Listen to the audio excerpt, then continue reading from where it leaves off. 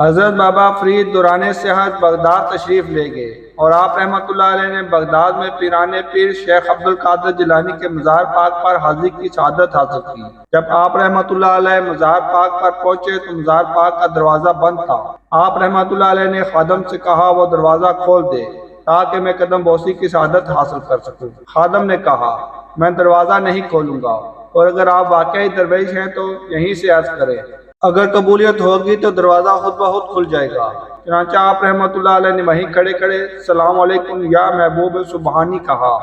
مزار پاک سے آواز آئی وعلیکم السلام یا قطب رحمانی، اور پھر مزار پاک کا بند دروازہ خود بخود کھل گیا۔ آپ رحمۃ اللہ علیہ مزار پاک میں داخل ہوئے اور قدم بوسی کی سعادت حاصل کی، اور پھر پیران پیر شیخ عبد القادر جیلانی کے تبارکات مبارکہ کی زیارت کی سعادت حاصل کی۔ بابا فرید رحمۃ اللہ علیہ فرماتے ہیں میں بغداد میں شیخ شہاب الدین سہروردی کے خدمت میں موجود تھا، اور اس وقت شیخ شہاب الدین سہروردی کے مرید جن میں شیخ بہاؤالدین زکریہ ملتانی، شیخ جلال الدین تبریزی، شیخ احد الدین کرمانی اور شیخ برہان الدین و دیگر موجود تھے، اور اس وقت خرقہ کے متعلق گفتگو ہو رہی تھی۔ ایک شخص جو شیخ بہاؤالدین زکریہ ملتانی کا مرید تھا اس نے عرض کیا حضور مجھے بھی حرقہ عطا کیجیے۔ حضرت شیخ شہاب الدین سہروردی نے فرمایا آج تو تم سے معذرت ہے، مگر تم کل آنا تمہیں حرقہ مل جائے گا۔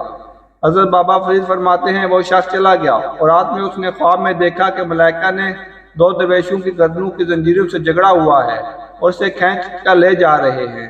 اس نے ملائکہ سے پوچھا یہ کون ہے؟ ملائکہ نے کہا ان میں پیر ہے اور دوسرا مرید ہے۔ پیر نے مرید کو حرقہ دیا اور مرید نے حرقہ کا حق ادا نہ کیا، اور یہ بازاروں میں گھومتا رہا اور حکمرانوں کی صحبت اختیار کرتا رہا اور اس سے حرقے کا حق ادا نہ کیا۔ چنانچہ ہمیں حکم ہوا کہ اس پیر اور مرید دونوں کو زنجیروں میں جکڑ کر جہنم میں دھکیل دیا جائے۔ بابا فرید رحمۃ اللہ علیہ فرماتے ہیں وہ شخص بیدار ہوا اور شیخ شہاب الدین سہروردی کی خدمت میں حاضر ہوا۔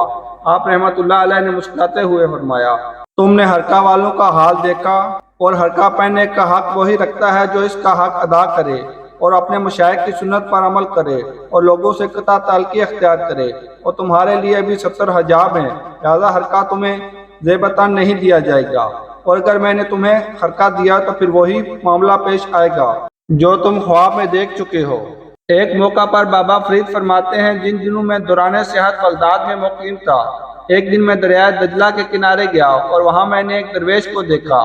جو سطح آب پر اپنا مصلی بچھائے نماز ادا کر رہے تھے۔ جب انہوں نے سلام پھیرا تو اپنا سر سجدے میں رکھ لیا اور بارگاہ خداوندی میں عرض کیا الہی حضرت خضر علیہ السلام اس وقت گناہ کے مرتکب ہو رہے ہیں تو انہیں توبہ کی توفیق عطا فرما۔ حضرت بابا فرید رحمۃ اللہ علیہ فرماتے ہیں ابھی ان درویش کی دعا پوری نہ ہوئی تھی کہ حضرت خضر علیہ السلام ظاہر ہوئے اور ان سے پوچھا کہ میں کس گناہ کا مرتکب ہو رہا ہوں، تم مجھے اس کے متعلق بتاؤ تاکہ میں تائب ہوں۔ وہ درویش بولے کہ آپ علیہ السلام نے جنگل میں ایک درخت لگایا اور اس کے سائے میں آرام کرتے ہیں، جبکہ آپ علیہ السلام کا کہنا ہے کہ میں مخلوق خدا کی دستگیری فرما رہا ہوں۔ بابا فرید رحمۃ اللہ علیہ فرماتے ہیں کہ حضرت خضر علیہ السلام نے ان درویش کی بات سنی تو اس وقت تائب ہوئے۔ پھر ان درویش نے حضرت خضر علیہ السلام کو ترک دنیا اور درویشی کے حقوق سے آگاہ کیا اور کہا آپ علیہ السلام یوں رہیں جیسے میں رہتا ہوں۔ حضرت خضر علیہ السلام نے ان سے پوچھا تم کیسے رہتے ہو؟ انہوں نے کہا ایسے زندگی گزارتا ہوں کہ مجھے دنیاوی مال دولت دیا جائے اور کہا جائے کہ اسے یوں خرچ کرو کہ تم اس کا کچھ حساب نہیں لیا جائے گا، اور اگر تم اس مال کو نہ لیا تو تمہیں دوزخ میں ڈال دیا جائے گا، تو میں دنیاوی مال کے بجائے دوزخ کو ترجیح دوں گا، اور میں یہ اس لیے کروں گا کہ اللہ تعالیٰ نے دنیا پر نگاہ قہر ڈالی ہے،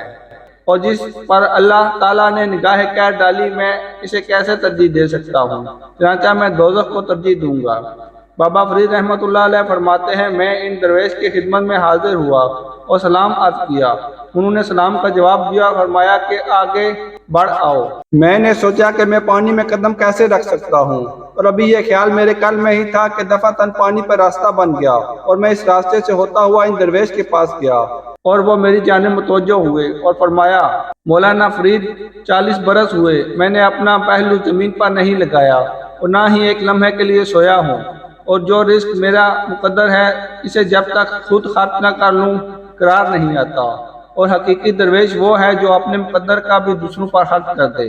بابا فرید رحمۃ اللہ علیہ فرماتے ہیں ان درویش کا رزق غائب سے مقرر تھا، اور پھر جب کھانے کا وقت ہوا تو ان کے پاس پیالے کے 2 شوربے اور 4 روٹیاں آئیں۔ انہوں نے ایک پیالہ مجھے دیا اور دوسرا پیالہ اپنے سامنے رکھ دیا، اور پھر ہم نے کھانا کھایا۔ جب رات ہوئی تو وہ درویش نماز عشاء کی ادائیگی کے بعد نوافل میں مشغول ہو گئے، اور میں نے بھی ان کی پیروی کی، اور انہوں نے 2 رکعت نفل میں 4 مرتبہ قرآن مجید ختم کیا، اور سلام پھیرنے کے بعد سجدے میں چلے گئے اور گریہ وزاری میں مشغول ہو گئے،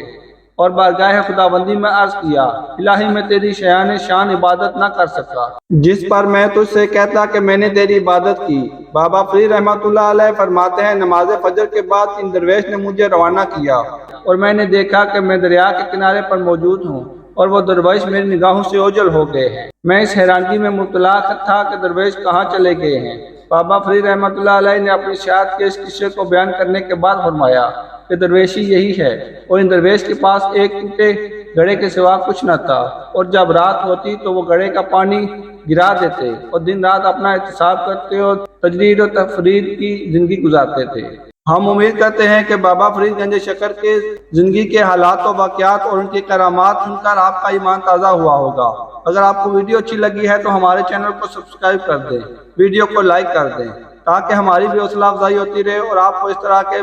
ولی اللہ کے واقعات دیکھنے سننے کو ملتے رہیں۔ اگلی ویڈیو تک کے لیے اجازت دیجیے۔ Thank you for watching. اللہ حافظ۔